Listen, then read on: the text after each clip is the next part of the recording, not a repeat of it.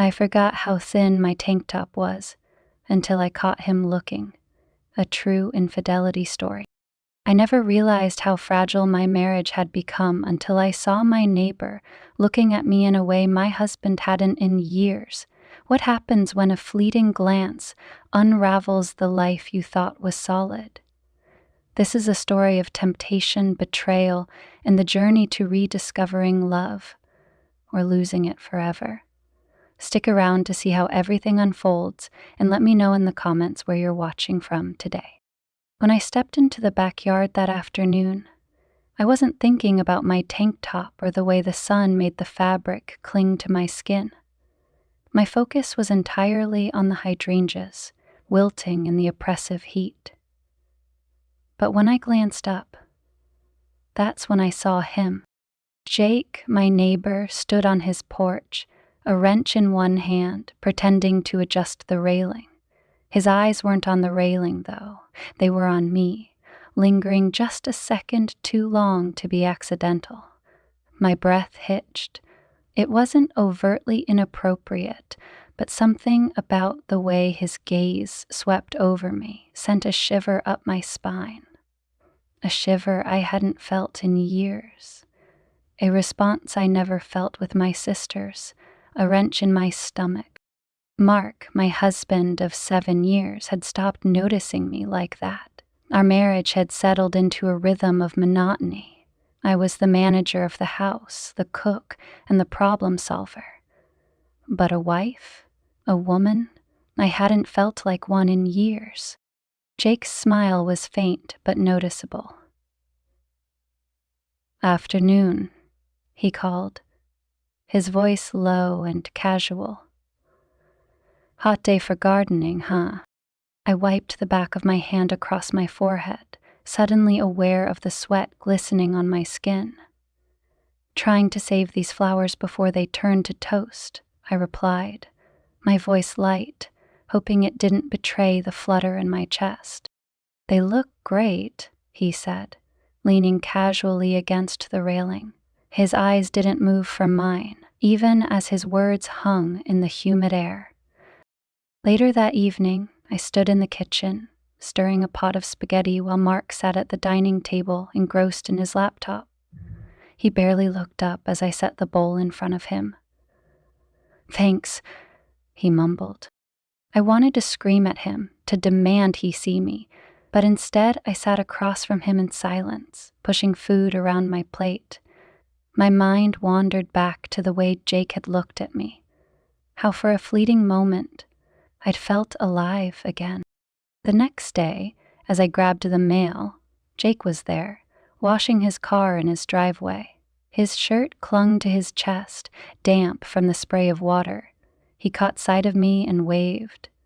"Morning." "Well," I hesitated, then waved back. "Morning. Working hard?" "Trying to keep her looking decent," he said, patting the hood of his car. "What about you?" "Just getting the mail," I replied, my voice faltering. I clutched the pile of envelopes tighter, as though they could steady me. As I turned to leave, he called out, "You know, if you ever need help with the garden, I'm just next door." I laughed nervously. "Thanks, I'll keep that in mind." That evening, as Mark worked late again, I sat alone on the couch, sipping a glass of wine. I glanced out the window toward Jake's house. His lights were on, and I could see him through the open blinds, lounging on his couch, shirtless. I tore my gaze away, ashamed of the heat rising in my cheeks. But as I set my wine glass down, a thought crossed my mind, unbidden and thrilling. He's probably thinking about me too. The next morning I woke early, the weight of the previous night's thoughts pressing on my chest. I tried to shake the lingering feelings, telling myself it was nothing, just a moment of weakness. But as I stood in the kitchen pouring coffee, the memory of Jake's eyes on me crept back, uninvited. Mark shuffled into the room, his tie already crooked, barely acknowledging me as he grabbed a mug and poured his own coffee. Big day at the office? I asked, hoping for even the faintest hint of connection. Yeah, he muttered, his eyes fixed on his phone. Another meeting with the board. I forced a smile. Good luck. Thanks, he replied, already walking out the door. The silence left behind was deafening. I stared out the kitchen window at Jake's house, the curtains drawn, and sighed. I need to get out of this house, I thought. That afternoon, I decided to tend to the backyard garden again, hoping the work would clear my mind. I wore a loose sundress, the fabric light and airy in the oppressive heat. As I knelt in the dirt, pulling weeds, I heard his voice. Looking good over there? I looked up, startled, to find Jake leaning on the fence separating our yards. His easy grin was enough to make my stomach flutter. The garden, I mean, he added, his tone teasing. I wiped my hands on my knees, feeling the heat rise to my cheeks, trying my best to keep it alive in this heat. You're doing better than me, he said, motioning toward his patch of overgrown grass. I'd kill for a green thumb like yours. I laughed despite myself. It's not that hard. You just have to care enough to try. His grin widened. Maybe you could show me sometime. The words hung in the air, their meaning unmistakable.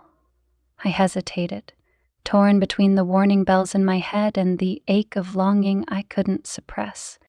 Maybe, I said finally, my voice softer than I intended. Jake leaned a little closer, resting his arms on the fence. You know, I don't see your husband out here much. Is he not the gardening type? I stiffened, suddenly self-conscious. Mark's busy with work. Long hours. Jake nodded slowly, his eyes never leaving mine. Must get lonely. I swallowed hard, unsure how to respond. He didn't push, though. Instead, he stepped back, giving me a small wave. Well, if you ever need company, you know where to find me. That evening, the air in the house felt stifling. I poured myself another glass of wine and sat on the couch, the TV on but muted. My phone buzzed with a text from Mark. Running late again. Don't wait up. I stared at the message, my chest tightening with frustration. On impulse, I grabbed my phone and typed a quick reply. Okay. Then, before I could overthink it, I walked outside. The cool night air was a welcome relief as I crossed the yard and found myself at Jake's back door. My heart raced as I knocked lightly. He answered almost immediately, his surprise melting into a warm smile. Hey, I just needed some air, I said quickly, already questioning my decision. I hope I'm not bothering you. Not at all, he said, stepping aside. Come in. His house was smaller than ours, but felt more inviting.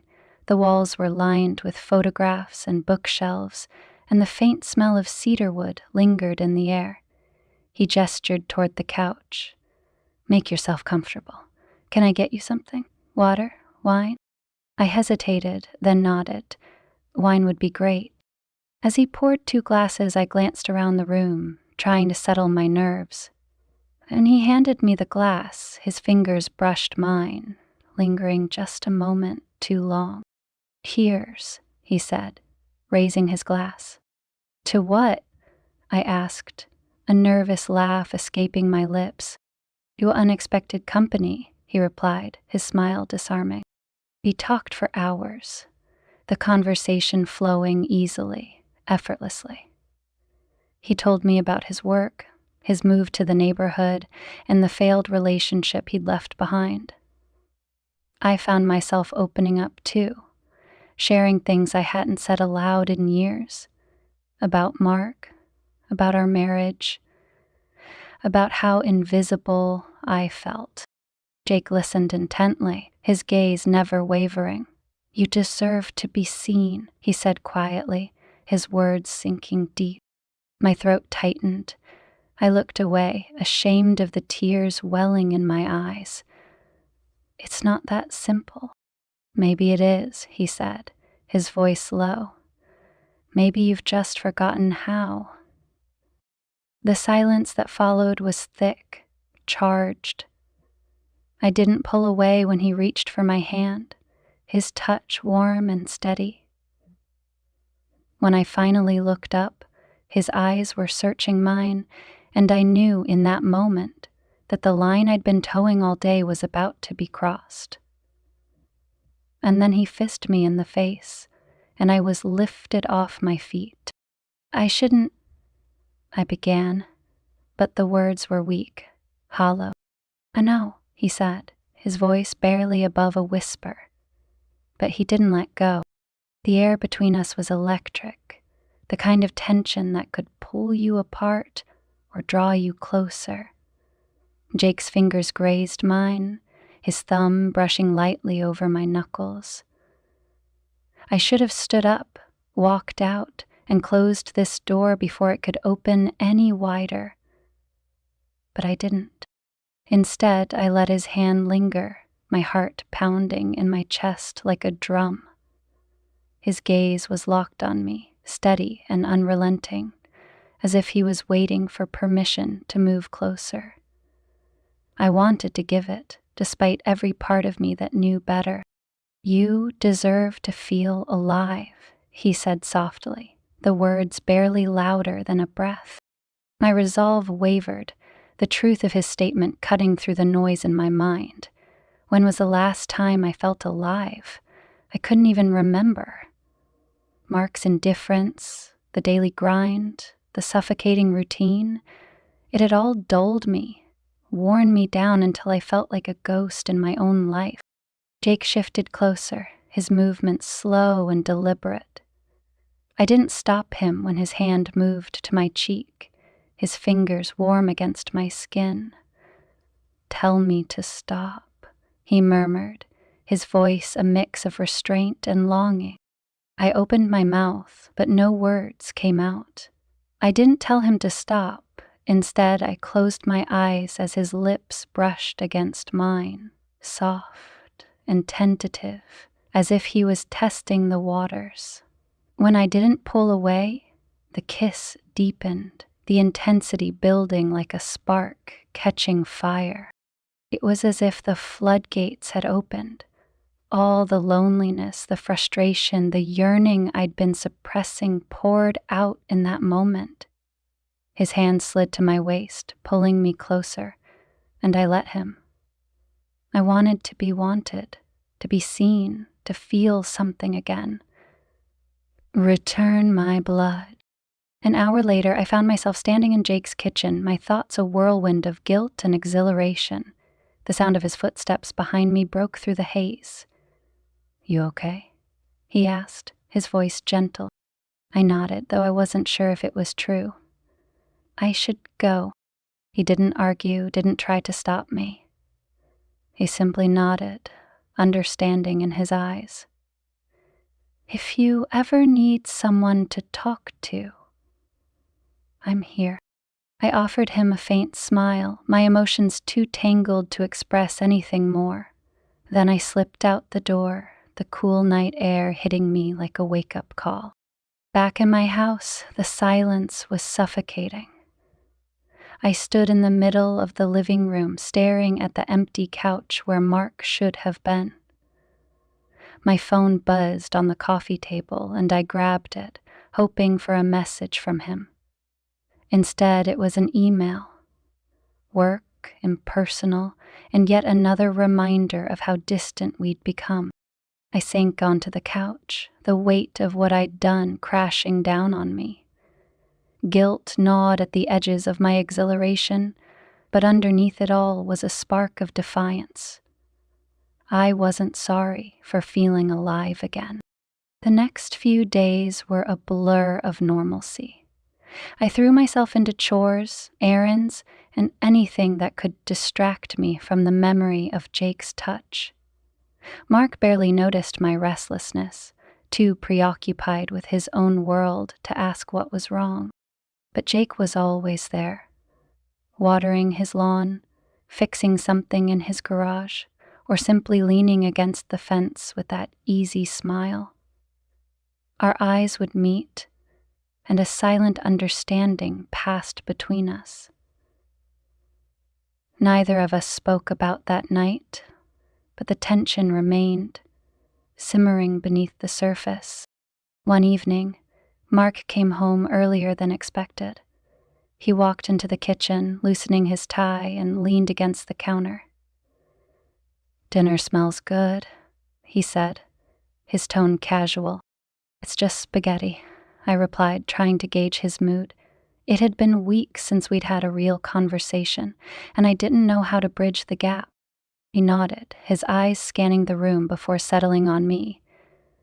"You've seemed different lately. Everything okay?" I hesitated, my mind racing. Did he know? Had I been too obvious? "I'm fine," I said, forcing a smile. "Just keeping busy." He didn't press further, but the look in his eyes lingered. It wasn't suspicion exactly, more like a faint awareness that something had shifted. The next morning, I caught Jake in the backyard as I was hanging laundry. He was watering his plants, but when he saw me, he set the hose down and walked to the fence. "No one." "Hey," he said, his voice low. "Hi." I glanced around, nervous. Mark had already left for work, but the possibility of someone seeing us still sent a thrill of unease through me. Jake leaned against the fence, his gaze steady. "You've been avoiding me." "I haven't," I started, but the words faltered under his knowing look. I don't know what to say." "You don't have to say anything," he replied, "but I want you to know I don't regret it." His words caught me off guard, and for a moment I couldn't breathe. Did I regret it? The guilt was undeniable, but so was the way my heart raced every time I saw him. No. Before I could respond, a car door slammed in the distance, jolting us both. Jake stepped back, his expression unreadable. "See you around," he said, turning and walking toward his house. That night I lay in bed beside Mark, staring at the ceiling. His soft snores filled the room, but sleep eluded me. My mind was a storm of conflicting emotions. Guilt, longing, confusion. I turned onto my side, watching him in the dim light. This was the man I had built a life with, the man I had vowed to love forever. But as I looked at him, I couldn't ignore the hollow ache in my chest, the feeling that something fundamental was missing. And then, like a whisper in the dark, came the thought I couldn't shake. What if Jake was the answer to everything I'd been missing? The next morning, I woke with a heaviness in my chest that I couldn't shake. Mark had already left for work as usual, leaving behind his half-drunk cup of coffee and an empty plate in the sink. I stared at the remnants of his routine, feeling the weight of the life we had built together pressing down on me. It wasn't a bad life, but it felt like it belonged to someone else. Someone more patient, more willing to accept being unseen. The day crawled by in a blur of tasks, laundry, emails, and grocery shopping. But every so often, my mind wandered to Jake.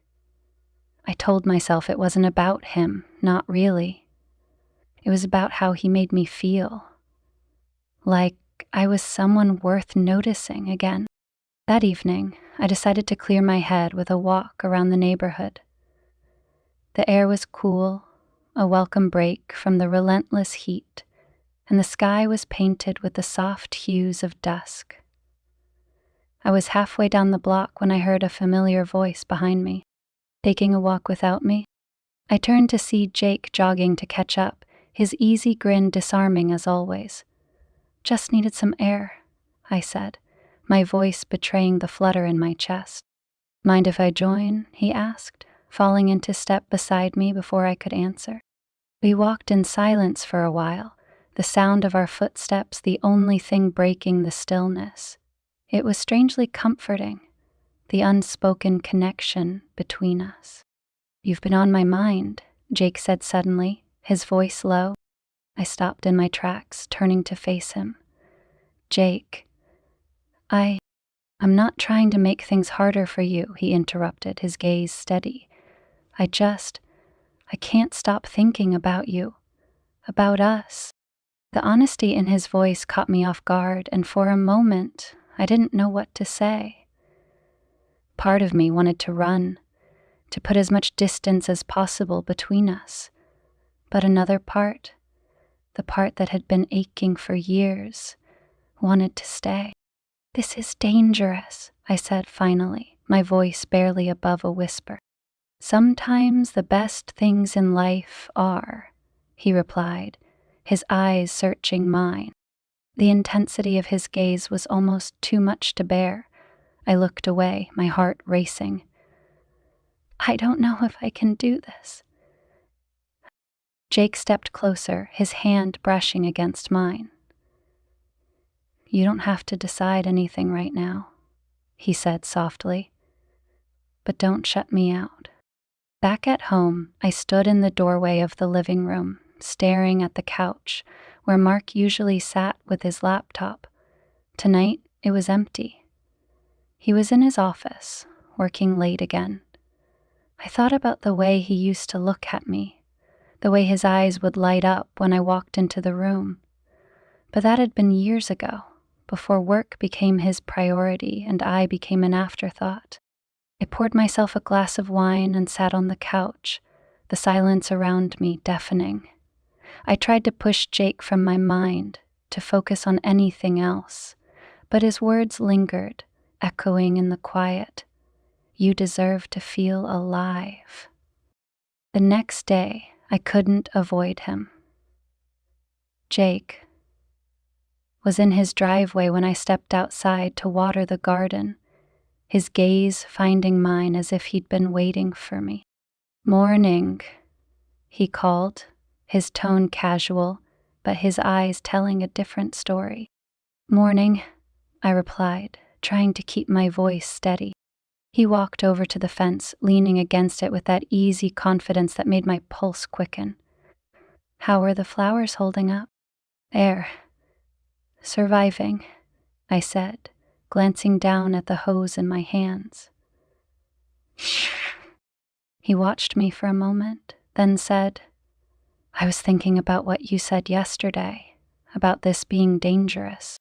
I looked up, caught off guard by his directness. "Jake, I don't want to make your life more complicated," he said, cutting me off gently. "But I also don't want to pretend like there's nothing here." "There can't be anything here," I said, my voice firmer than I felt. "I'm married." "And are you happy?" he asked, his gaze piercing. The question hung in the air between us, heavy and unanswerable.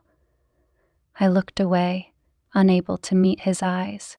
"That's what I thought," he said softly.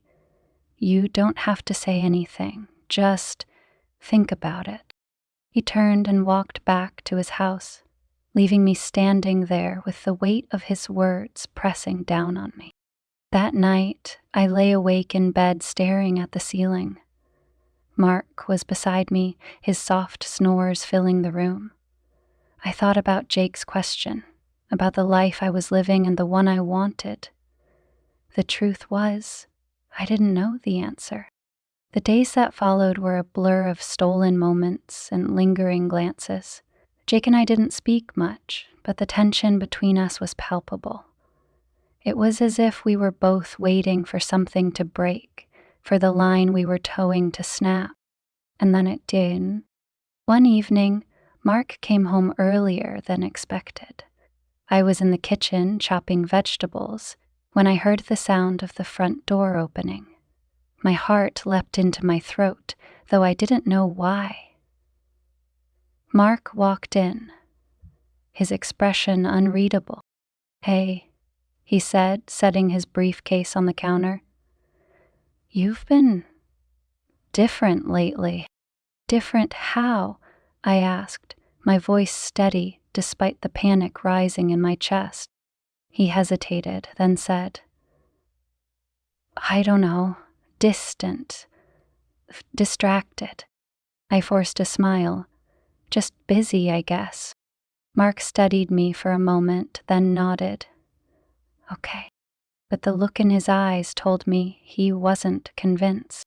The tension in the house grew heavier in the days that followed. Mark seemed more present, more aware, as if he was trying to piece something together, and I was caught in the middle, torn between the life I had and the one I didn't know if I dared to want. It was only a matter of time before everything came crashing down. A week later, the fragile balance I'd been maintaining came to a head. Mark was working late again, and I found myself sitting in the backyard, the soft glow of the porch light illuminating the hydrangeas I'd spent so much time tending. My glass of wine sat untouched beside me, my thoughts a whirlwind. I heard the familiar creak of Jake's back door before I saw him. He stepped onto his porch, a beer in hand, his eyes catching mine almost immediately. For a moment we simply stared at each other, the unspoken connection between us thickening the air. Mind if I join you? He asked, his voice low and careful. I hesitated, every rational thought screaming at me to say no. But instead, I nodded. Jake crossed the lawn and settled into the chair beside me, his presence both comforting and unsettling.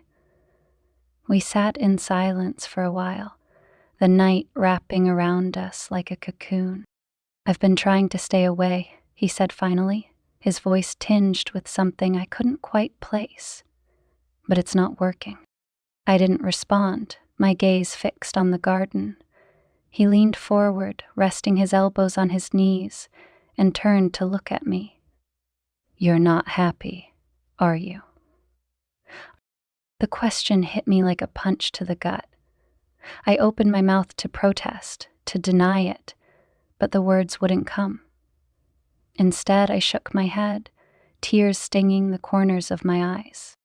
I didn't think so, he said softly. You deserve to be. His words broke something in me, and before I could stop myself, I was speaking.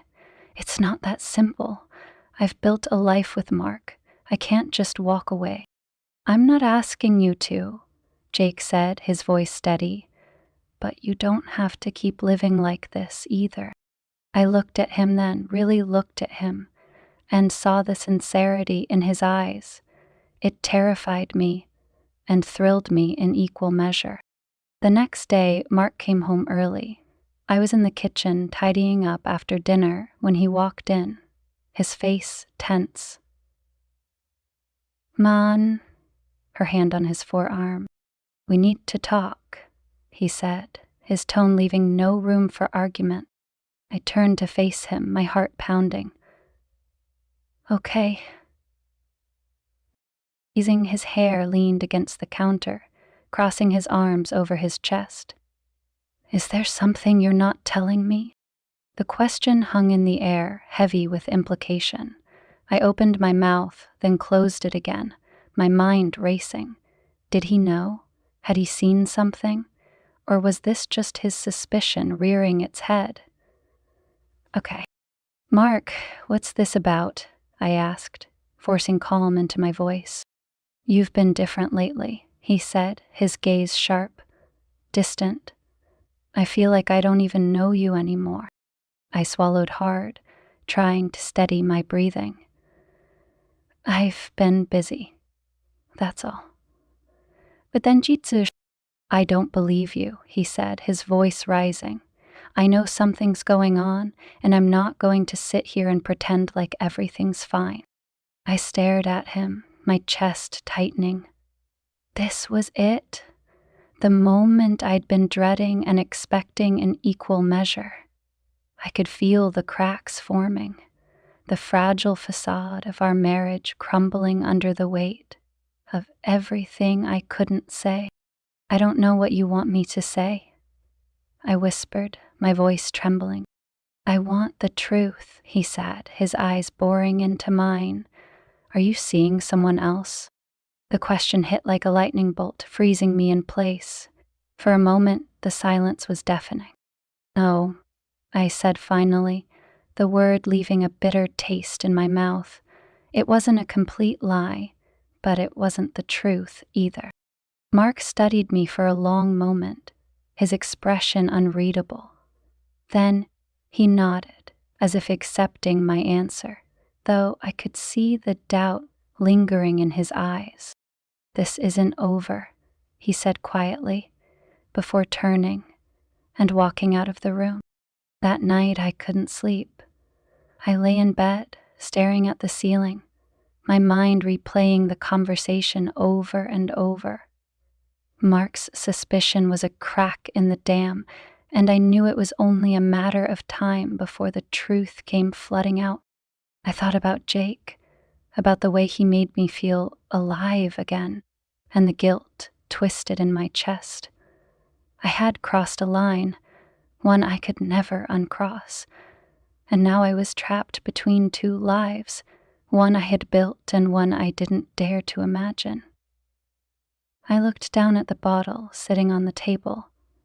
A few days later, I was in the backyard when I saw Mark standing at the kitchen window, watching me.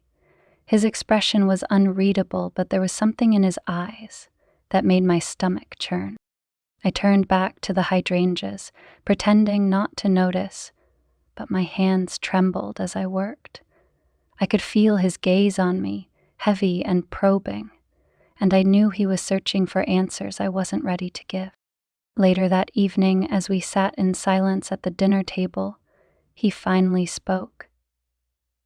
I saw you talking to Jake the other night. My fork froze midway to my mouth, and I felt the blood drain from my face. What? I saw you, he repeated, his voice calm but firm. What's going on? Nothing, I said quickly, too quickly. We were just talking. He's our neighbor, Mark. Talking about what? He pressed, his eyes narrowing. Gardening, I said, forcing a laugh. He's terrible at it. Mark didn't laugh. He stared at me for a long moment, his expression unreadable. It is, I said, my voice shaking. I swear. But even as I said the words, I knew he didn't believe me. And I wasn't sure I believed myself either. The days following Mark's thinly veiled accusation were suffocating. He became more present, hovering in ways that felt more like surveillance than affection. It was as though he'd suddenly remembered I existed, but not in the way I had longed for. Instead of seeing me as his partner, he now seemed to view me as his partner. He now seemed to view me as a mystery to be solved, a problem to be unraveled. I tried to act normal, whatever normal was anymore. I busied myself with chores, kept my responses to Mark clipped and neutral, and avoided Jake at all costs. But avoidance was easier said than done, especially when I couldn't stop thinking about him. Every time I closed my eyes, I saw his face, heard his voice, felt the warmth of his touch. And then there was Mark. The strain between us was palpable, and every interaction felt like walking a tightrope. He'd watch me when he thought I wasn't looking, his brow furrowed in suspicion. The weight of his gaze was unbearable, but I told myself I deserved it. I had crossed a line, and now I was paying the price. One Friday evening, I was folding laundry in the living room when Mark came home early. He set his briefcase down with a deliberate thud and stood in the doorway, his expression unreadable. I thought we could have dinner together tonight, he said, his tone casual but his eyes sharp. I hesitated, the folded shirt in my hands suddenly feeling like a shield. Sure, that sounds nice. Mark nodded, though he didn't smile. Good. I'll pick something up. The words hung in the air like a challenge, and I nodded, unsure of what else to say. He left without another word, the door clicking shut behind him. I sank onto the couch, my hands trembling. This wasn't Mark's usual behavior. He was trying to corner me, to force a confession without asking the question outright, and I wasn't ready for that conversation. Dinner was tense, though Mark made a valiant effort at small talk. He asked about the garden, about the errands I'd run, about anything that might seem innocuous. But there was an edge to his tone, a sharpness that made my stomach churn. "So," he said, suddenly setting his fork down, "have you seen Jake lately?" My heart stopped. I stared at him, my mind racing for an answer. "Not really," I said finally, forcing a casual shrug. "Why?" Mark leaned back in his chair, studying me. "No reason, just curious. He seems like an interesting guy." The words were loaded, and we both knew it. I swallowed hard, pushing the food around on my plate. "He's fine. Just a neighbor." "Just a neighbor," Mark repeated, his voice flat. "Right." The silence that followed was deafening.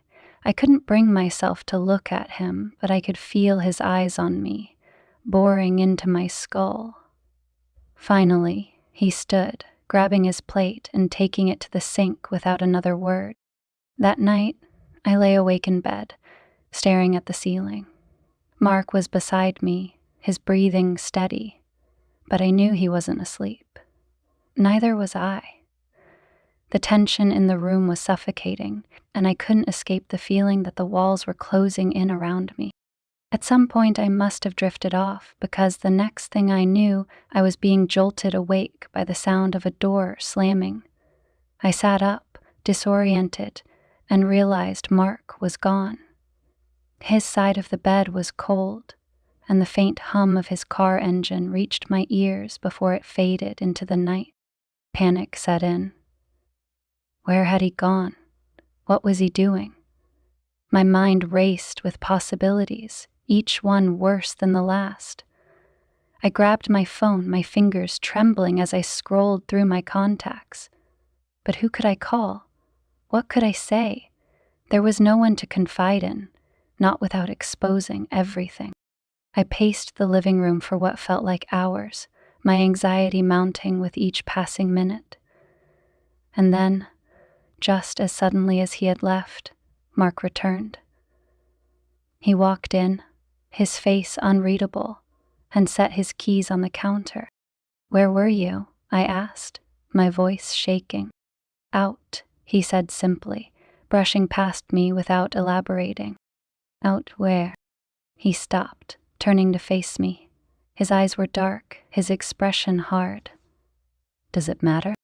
"Yes, it matters," I snapped, my frustration boiling over. "You leave in the middle of the night without saying anything, and I'm just supposed to be okay with that?" Mark's jaw tightened. "Funny. I could ask you the same thing." The accusation hit me like a slap, and I stumbled back, my breath catching in my throat. "What are you talking about?" "You know exactly what I'm talking about," he said, his voice low and dangerous. "Don't play dumb. I'm not." "Stop lying to me," he shouted, his voice echoing through the house. "I know something's going on. I've seen the way you look at him. Do you think I'm stupid?" Ugh. Tears welled in my eyes, and I shook my head, unable to find the words to defend myself. Mark stepped closer, his gaze piercing. "Is it him?" he demanded. "Jake, are you sleeping with him?" "No," I whispered, the word barely audible. "It's not like that." "Then what is it?" he pressed. "'Cause it sure as hell isn't nothing." I turned away, unable to face him. The truth was too messy, too complicated to explain. I hadn't slept with Jake. Not technically, but the emotional betrayal was just as real, and we both knew it. Mark let out a bitter laugh. You can't even look at me. That says everything, doesn't it? I'm sorry, I choked out, my voice breaking. I didn't mean for any of this to happen.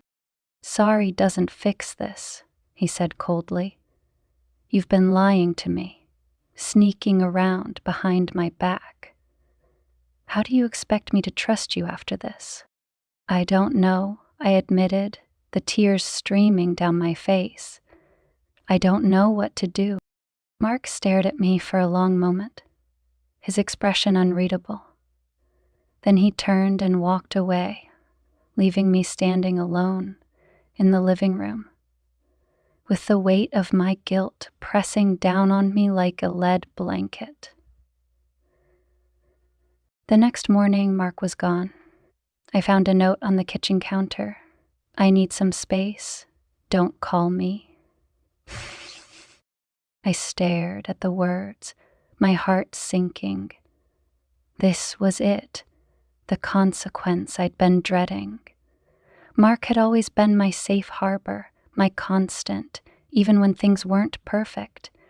And now I was adrift, left to face the fallout of my choices alone. As the days passed, the house felt emptier than ever. Mark didn't come home, and I didn't know where he was. I avoided Jake, unable to face him after everything that had happened. But the ache of loneliness was unbearable, and I found myself longing for the connection I had lost. One evening, as the sun dipped below the horizon, I sat on the porch, staring out at the darkening sky. The sound of footsteps startled me, and I looked up to see Jake standing at the edge of the yard. "Hey," he said softly. I didn't respond, my eyes filling with tears. Jake stepped closer, concern etched across his face. "What's wrong?" he asked, his voice gentle. "Everything," I whispered, my voice breaking. "Everything's wrong." Jake hesitated, then reached out, his hand resting on my shoulder. "You don't have to go through this alone," he said. Every summer since last year is when I opened my first sing. I looked up at him, the warmth of his touch grounding me, and in that moment I realized that while I couldn't undo the past, I had to make a choice, for myself, for my future. But what choice would I make?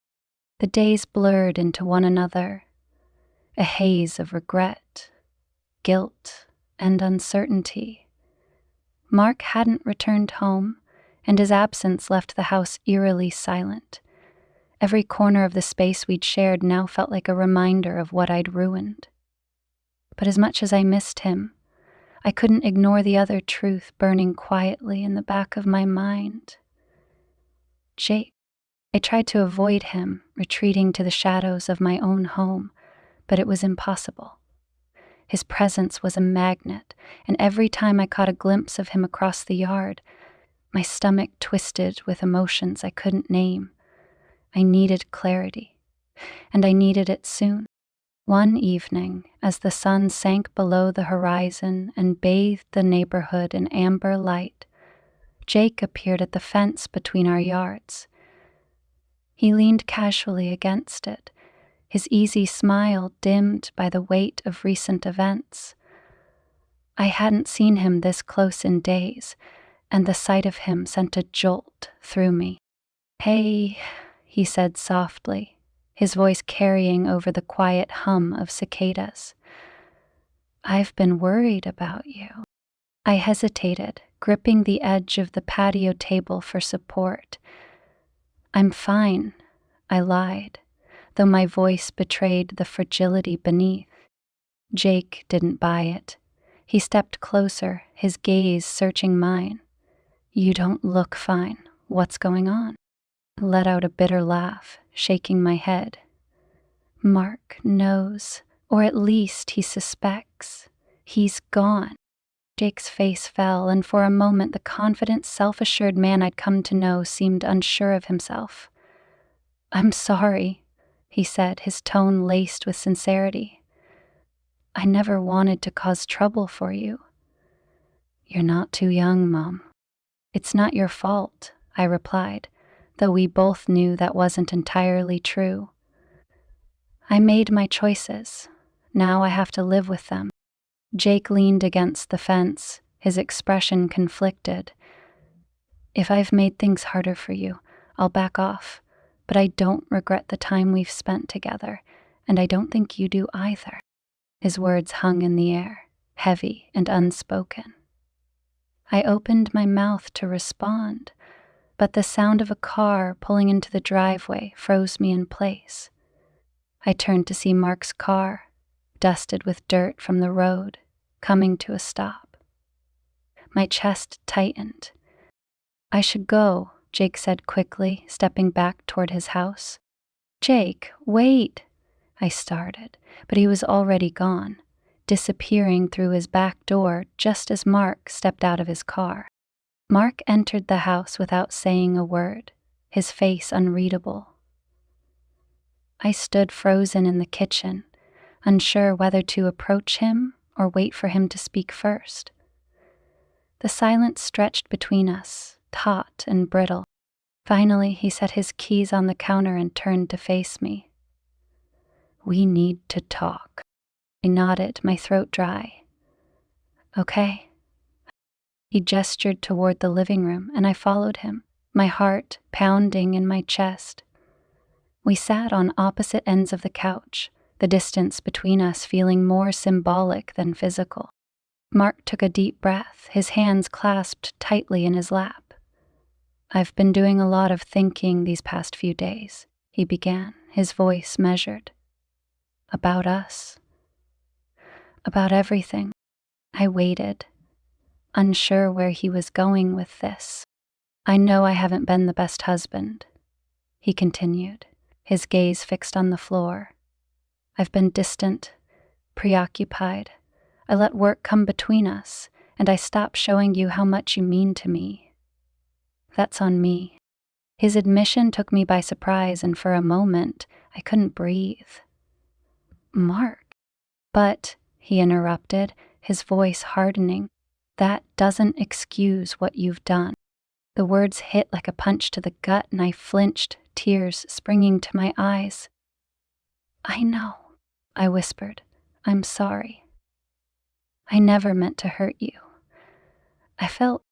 Mark finally looked at me, his eyes filled with pain and something else I couldn't quite place.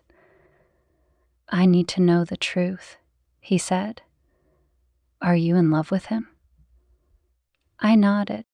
The question hung in the air, and I felt the weight of it pressing down on me. Was I? Or was it just the way Jake made me feel? Seen, wanted, alive. That I'd been chasing. I don't know, I admitted, my voice trembling. I don't know what I feel anymore. Mark nodded slowly, as if he'd expected the answer. That's what I was afraid of. The days that followed were a delicate dance of avoidance and confrontation. Mark stayed in the house, but the space between us felt insurmountable. We spoke only when necessary, our conversations clipped and emotionless. The weight of what had been said and left unsaid hung heavy in the air. Jake, for his part, stayed away. I saw him occasionally, mowing his lawn or washing his car, but he didn't approach me. I couldn't decide if I was relieved or disappointed. It all came to a head one evening, when Mark and I were sitting in the living room, the silence between us unbearable. Finally, he set his glass down on the coffee table and turned to me. I can't do this anymore, he said, his voice heavy with resignation. My stomach dropped. Mark, I don't know if we can fix this, he continued, cutting me off. I don't know if I want to. The finality in his tone was like a knife to the chest. I nodded, tears streaming down my face. I understand. Mark stood, grabbing his keys from the counter. I'm going to stay with a friend for a while. We both need some space to figure out what we want. I watched him leave, the sound of the door closing behind him echoing through the empty house. And just like that, he was gone. The next morning, I found myself standing in front of Jake's door, my hand hovering over the knocker. I didn't know why I was there or what I hoped to accomplish. All I knew was that I couldn't stay in the silence any longer. The door opened before I could knock, and Jake stood there, his expression a mix of surprise and concern. "Hey," he said, stepping aside to let me in. I walked into the familiar space, the warmth of his home a stark contrast to the cold emptiness of my own. Jake closed the door behind me and turned to face me, his eyes searching mine. "I'm sorry," I blurted out, the words tumbling from my lips before I could stop them. "For everything." Jake shook his head. "You don't have to apologize." "Yes, I do," I insisted, my voice breaking. "I dragged you into my mess, and now everything is falling apart." He stepped closer, his hands gently resting on my shoulders. "You didn't drag me into anything. I made my own choices, and for what it's worth, I don't regret any of it." Tears spilled down my cheeks and Jake pulled me into his arms, holding me as I cried. For the first time in weeks, I felt like I could breathe again. The days that followed were a blur of tentative steps toward rebuilding. Mark and I spoke occasionally, our conversations civil but distant. I knew it would take time, if it happened at all, for us to find our way back to each other. As for Jake, he remained a constant presence, his support unwavering. But as much as I cherished our connection, I knew I needed to focus on myself, to figure out who I was and what I wanted. For now, the future was uncertain. But one thing was clear. I couldn't keep living in the shadows of my own life. It was time to step into the light and start over. The days that followed Mark's departure were eerily quiet. The house, once filled with the hum of routines and shared silence, now echoed with my loneliness. I moved through each day like a ghost, unsure of where to go or what to do. My heart was caught in a tug of war between the life I'd built with Mark and the magnetic pull of Jake's presence. Jake respected my distance, though I often caught him glancing my way as he worked in his yard or passed by the fence. I tried not to read into it, to avoid the temptation of seeking comfort in his gaze. But the truth was, his absence in my life felt just as loud as Mark's. One afternoon, I found myself staring at the hydrangeas in the backyard. Their vibrant blooms were beginning to wilt under the relentless summer sun, and it felt like a metaphor for my life, once full of color and vitality, now withering under the weight of neglect. So I crouched beside them, running my fingers over the brittle leaves, when a shadow fell over me.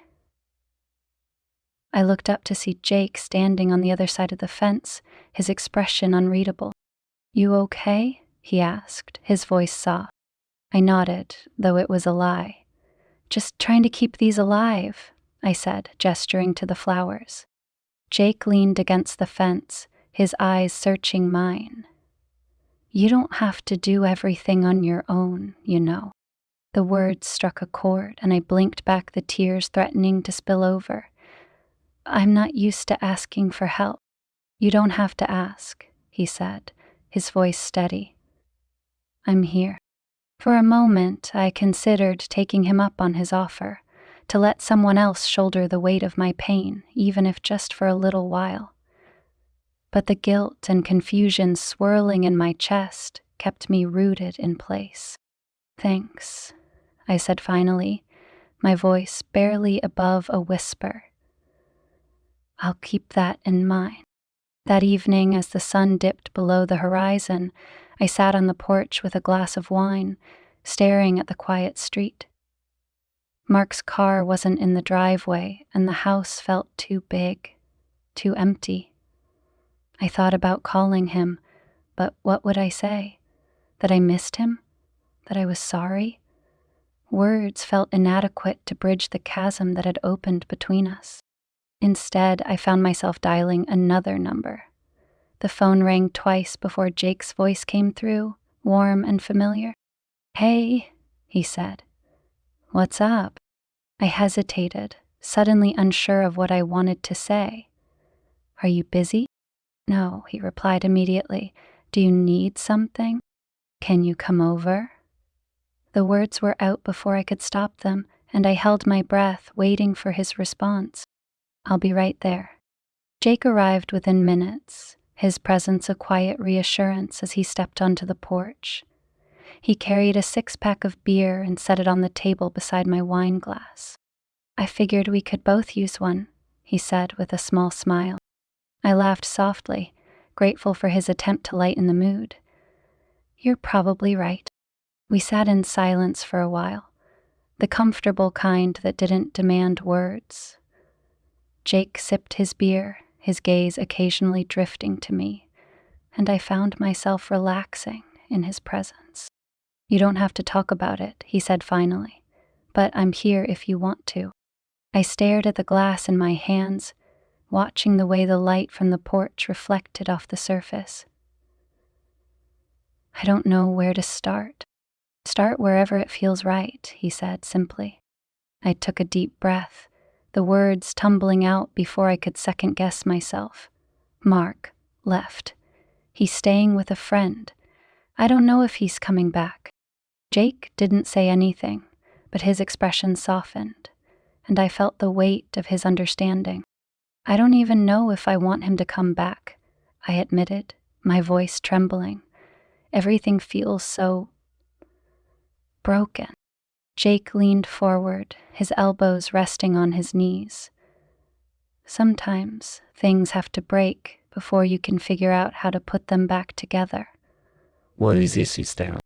I looked at him, my chest tightening at the sincerity in his gaze. "What if I don't know how?" "You will," he said with quiet conviction. "When the time comes, you'll know what to do." The following days brought an unexpected sense of clarity. With Mark's absence and Jake's steady presence, I began to confront the truths I'd been avoiding for so long. My marriage hadn't crumbled because of Jake. It had been eroding for years, worn down by neglect and unspoken grievances. But that didn't absolve me of the choices I'd made. I had crossed lines, betrayed vows, and now I had to face the consequences. One evening, as I was tidying the kitchen, my phone buzzed on the counter. It was a message from Mark. "Can we talk?" My heart raced as I stared at the screen, the weight of the question pressing down on me. I typed a quick reply. "When and where?" And he responded almost immediately. "I'll come by tomorrow evening." I spent the rest of the night in a haze of nerves, imagining every possible outcome of our conversation. Would he want to fix things? End things? The uncertainty was unbearable. The next evening, Mark arrived promptly at 7. He looked tired, his face drawn with lines of stress, but there was a determination in his eyes that unsettled me. We sat in the living room, the space between us feeling vast. For a moment, neither of us spoke, the silence heavy with unspoken words. "I've had a lot of time to think," Mark began, his voice measured. "About us? About everything." I nodded, bracing myself for whatever came next. "I've made mistakes," he admitted. "I let my work take over my life. I stopped showing you how much I care, and I'm sorry for that." His words caught me off guard, and I felt a pang of guilt twist in my chest. "Mark, But," he interrupted, his tone hardening, "what you did, it hurt. A lot." I looked away, unable to meet his gaze. "I know. And I'm sorry. And I'm sorry," he sighed, running a hand through his hair. I don't know if we can come back from this, but I want to try. The weight of his words hit me like a tidal wave, and I struggled to find my voice. You do? I still love you, he said simply, but it's going to take time for both of us. Tears welled in my eyes and I nodded. I want to try too. In the days that followed, Mark and I began the slow process of rebuilding. It wasn't easy. Trust is a fragile thing, and ours had been shattered. But we took it one day at a time, learning how to communicate, how to be vulnerable with each other again. Jake, for his part, respected the boundaries I set. I told him about my decision to try and repair my marriage, and while I could see the pain in his eyes, he didn't argue. Instead, he wished me well, his support unwavering, even in the face of loss. I just want you to be happy, he said, his voice soft, whatever that looks like. Months later, as I stood in the backyard tending to the hydrangeas, I felt a sense of peace I hadn't known in years. Mark stepped out onto the porch, his gaze soft as he watched me. "Dinner's ready," he called, his voice warm. I smiled, wiping my hands on my jeans as I joined him. The road ahead was still uncertain, but for the first time, I felt like we were walking it together. And though the scars of the past remained, they served as a reminder of how far we'd come and how much further we had to go. Weeks passed, and the days slowly began to resemble some semblance of normalcy. Mark and I had settled into a tentative rhythm, our interactions cautious yet hopeful. There were still moments when the weight of what had happened pressed down on us. An awkward silence during dinner, a lingering glance filled with unspoken questions. But we were trying. And for the first time in a long time, it felt like we were truly seeing each other. But the process of rebuilding wasn't linear. Trust, once shattered, doesn't mend overnight. It's a slow, painstaking process, and there were days when I questioned whether we could make it through. Mark wasn't just my husband anymore. He was also the man I had hurt, the man I had betrayed, and that reality was a heavy one to carry. One evening, as we sat in the living room watching a movie, Mark reached over and took my hand. It was a small gesture, but it spoke volumes. I glanced at him, my chest tightening at the vulnerability in his expression. "I've been thinking," he said, his voice quiet. "Maybe we should talk to someone." "Someone?" I asked, though I already knew what he meant. "A counselor," he clarified. "I think it could help us, help me understand everything better, help us figure out how to move forward." I nodded slowly, the idea both terrifying and comforting. "I think that's a good idea." Mark's lips quirked into a faint smile, and for the first time in weeks, I felt a flicker of hope. We were taking steps. Small, unsteady ones, but steps nonetheless. The first counseling session was harder than I anticipated. Sitting across from Mark in the sterile, softly lit room, I felt exposed in a way I hadn't expected. The counselor, a kind woman named Dr. Hayes, guided us through the process with gentle precision, but the rawness of it all was overwhelming. It marked the days I had spent with him committing suicide all over again. Maybe I was just as bad as he. Mark spoke about the pain he'd felt, every sentence a reminder of the hurt I had caused. But it was also a necessary reckoning, one that forced me to confront the impact of my actions head on. "I want to forgive her," Mark said at one point, his voice thick with emotion. "But I don't know how. Tears burned in my eyes, and I reached for his hand, my own trembling. "I'll do whatever it takes," I whispered. "I'll prove to you that I'm worth forgiving." Dr. Hayes nodded, her expression thoughtful. "Forgiveness isn't about forgetting or erasing the past," she said. "It's about finding a way to coexist with it, to rebuild trust and create something stronger." The words lingered long after the session ended, echoing in my mind as Mark and I walked to the car. We didn't speak on the drive home, but there was a quiet understanding between us, a shared determination to keep trying. As the weeks turned into months, the tension between us began to ease. The counseling sessions became a regular part of our routine, a safe space where we could be honest without fear of judgment. Mark started opening up in ways he never had before, sharing his fears and frustrations, his hopes and doubts. And I did the same. For the first time, I admitted to myself, and to him, the depth of my own loneliness, the void that had driven me to seek solace in Jake. It wasn't an easy conversation, but it was a necessary one. And in the aftermath, I felt a weight lift from my shoulders, as though the truth had finally set me free. One afternoon, as I was working in the garden, Mark came outside and leaned against the porch railing, watching me. His presence was a welcome surprise. He'd been making an effort to spend more time at home, to prioritize us over work, and it hadn't gone unnoticed. "Need a hand?" he asked, a playful smile tugging at his lips. I laughed, brushing the dirt from my gloves. "You? Gardening? That I'd like to see."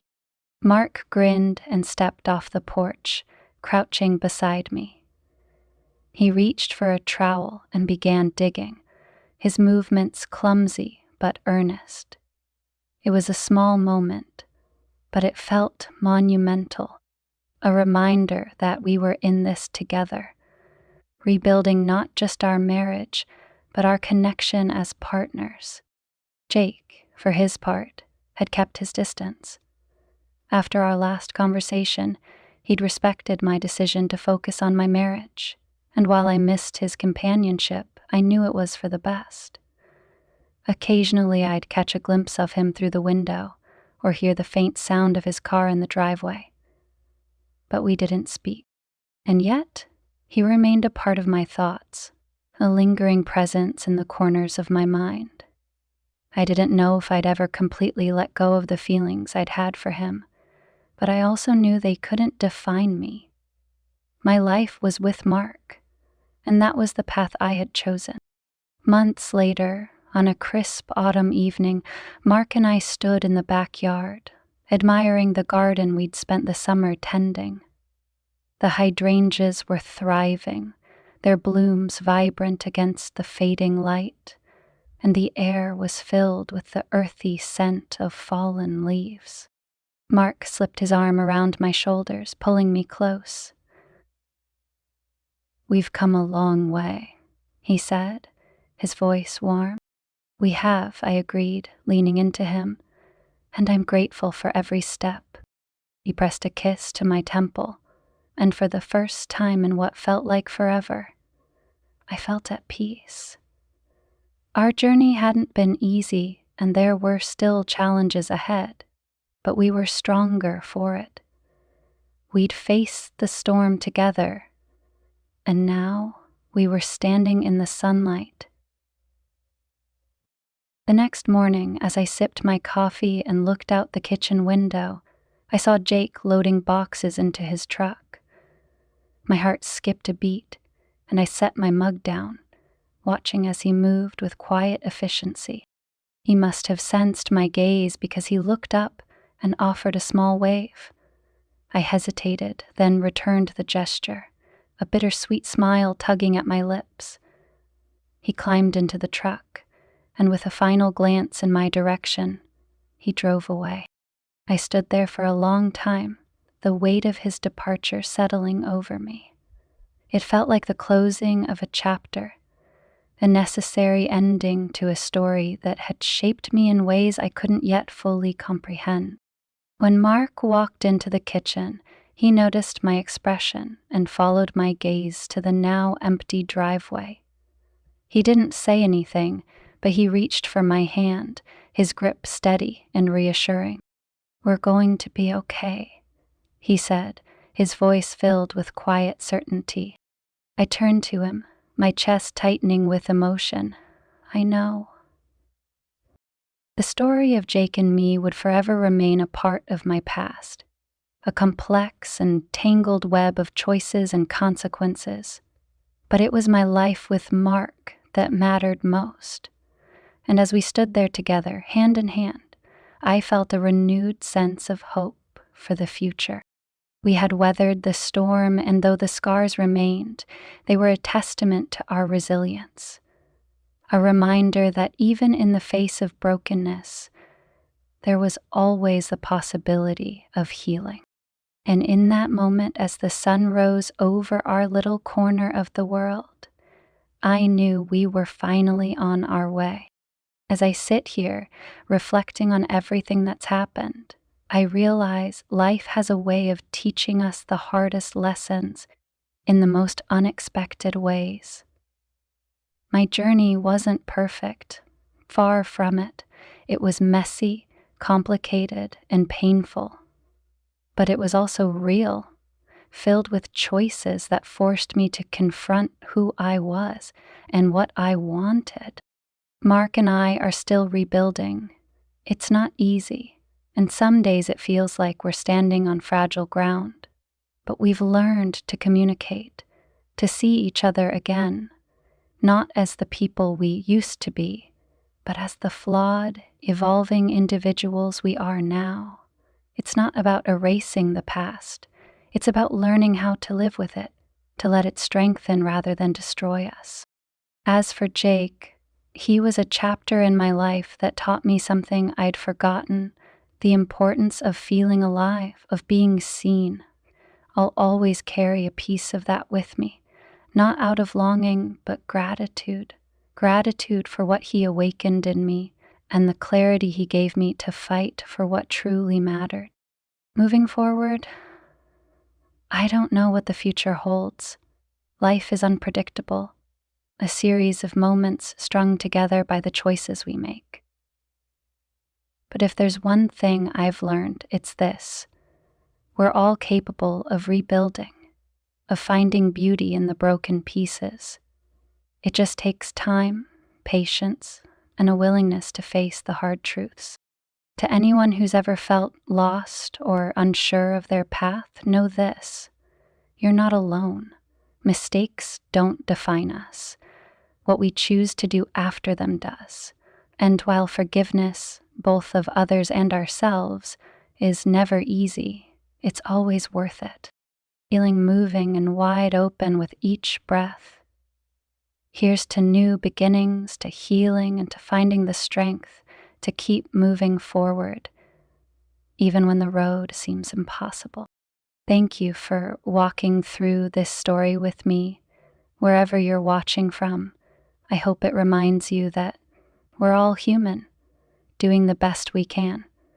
Take care, and until next time.